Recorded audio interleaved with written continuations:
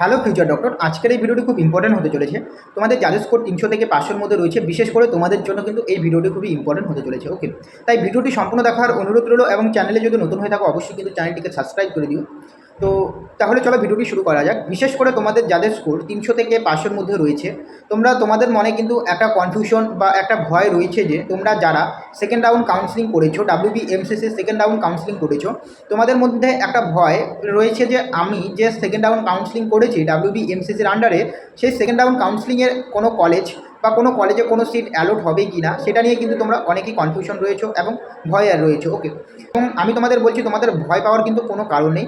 এবং যারা second round counselling বা ফার্স্ট রাউন্ড কাউন্সিলিং করোনি বাট 300 থেকে 400-500-র মধ্যে স্কোর করেছো, তোমরা যারা কাউন্সিলিং করতে পারোনি কোনো কারণের জন্য, তো তোমাদের জন্য কিন্তু চিন্তার কোনো কারণ নেই। তো আজকে এই ভিডিওতে আমি ডিটেলসে আলোচনা করছি যে এখন তোমাদের কি করা প্রয়োজন। ওকে, তোমরা যারা WBMCCর আন্ডারে যে সেকেন্ড রাউন্ড কাউন্সিলিং করেছো সেটা তো করেছো, তার পাশাপাশি আমাদের যে WBMCCর তরফ থেকে যে আয়ুষ কাউন্সিলিং যে স্টার্ট হয়েছে কালকে থেকে, সেই আয়ুষ কাউন্সিলিংয়ে কিন্তু অবশ্যই তোমরা কিন্তু পার্টিসিপেট করো। ওকে, এবং তোমরা যারা WBMCCর আন্ডারে কাউন্সিলিং করোনি, তো আমি বলবো যে সেকেন্ড রাউন্ড যে কাউন্সিলিং যদি না করে থাকো অবশ্যই কিন্তু করে নেবে, এবং তার পাশাপাশি কিন্তু তোমরা আয়ুষ কাউন্সিলিংও করে নেবে। কারণ তোমাদের আয়ুষ কাউন্সিলিংয়ে তোমাদের বিশেষ করে তোমাদের যাদের স্কোর কম রয়েছে, তোমাদের আয়ুষ কাউন্সিলিংয়ে কিন্তু একটা গভর্নমেন্ট মেডিকেল কলেজ কিন্তু পাওয়ার হাই চান্স রয়েছে।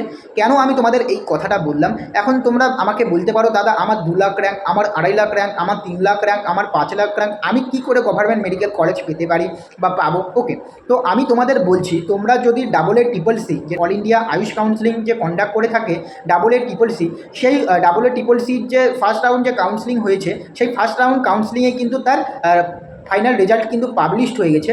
তো ফাইনাল রেজাল্ট যদি পাবলিশড হয়ে যায়, সেখানে কিন্তু আমি যে র্যাঙ্কটা দেখলাম, সেখানে আমি দেখলাম 2,55,000, ফার্স্ট রাউন্ডে 2,55,000 র্যাঙ্ক করে কিন্তু গভর্নমেন্ট মেডিকেল কলেজ কিন্তু পেয়েছে আমাদের ওয়েস্ট বেঙ্গলে মেদিনীপুর যে হোমিওপ্যাথিক গভর্নমেন্ট মেডিকেল কলেজটি রয়েছে, সেই মেডিকেল কলেজে কিন্তু 2,55,000 র্যাঙ্ক করে কিন্তু গভর্নমেন্ট মেডিকেল কলেজ পেয়েছে, তবু অল ইন্ডিয়া কাউন্সিলিংয়ে ফার্স্ট রাউন্ডে। তো আমি সেই যে পিডিএফটা, যেটা হচ্ছে AACCCর আন্ডারের যে ফাইনাল রেজাল্টটা, সেটা আমি কিন্তু টেলিগ্রাম গ্রুপে দিয়ে দিয়েছি। তোমরা যারা এখনও অবধি টেলিগ্রাম গ্রুপে জয়েন্ট হওনি অবশ্যই কিন্তু টেলিগ্রাম গ্রুপে জয়েন্ট হয়ে যাবে। ওকে, তো আমি এই যে তোমাদের যে আমি বলছি, বারবার কিন্তু বলছি এবং আগের ভিডিওতেও কিন্তু তোমাদের আমি বলে আসছি যে প্রতিবারই আমি তোমাদের বলছি যে তোমাদের যদি 300 থেকে 500-র মধ্যে স্কোর থাকে, তোমরা কিন্তু কাউন্সিলিং করা বাদ দিবে না। ওকে, কাউন্সিলিং অবশ্যই করতে হবে।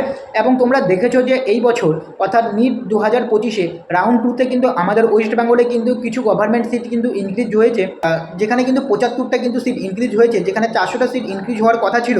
বাট আমাদের ওয়েস্ট বেঙ্গল থেকে কিন্তু পুরো চাচ্ছিল যে 400টা সিট ইনক্রিজ হোক, তার জন্য কিন্তু 400টা সিট কিন্তু পাঠিয়েছিল, NMC-কে পাঠিয়েছিল অ্যাপ্রুভ করার জন্য।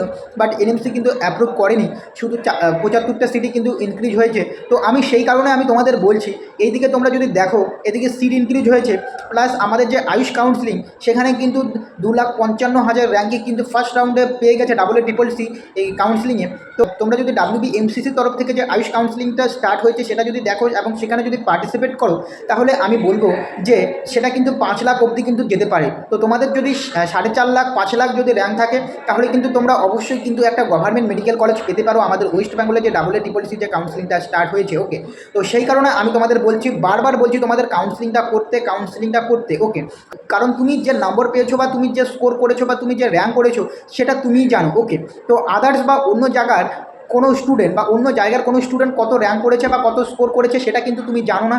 সেই কারণে আমি তোমাদের বারবার করে বলছি, কাউন্সিলিংয়ে পার্টিসিপেট করো। ওকে, তো এই ইনফরমেশন আপডেটটা কিন্তু তোমাদের দেওয়া ছিল। আশা করি তোমাদের ভিডিওটি ভালো লেগেছে। যদি ভিডিওটি ভালো লাগে অবশ্যই কিন্তু চ্যানেলটিকে সাবস্ক্রাইব করতে ভুলবে না।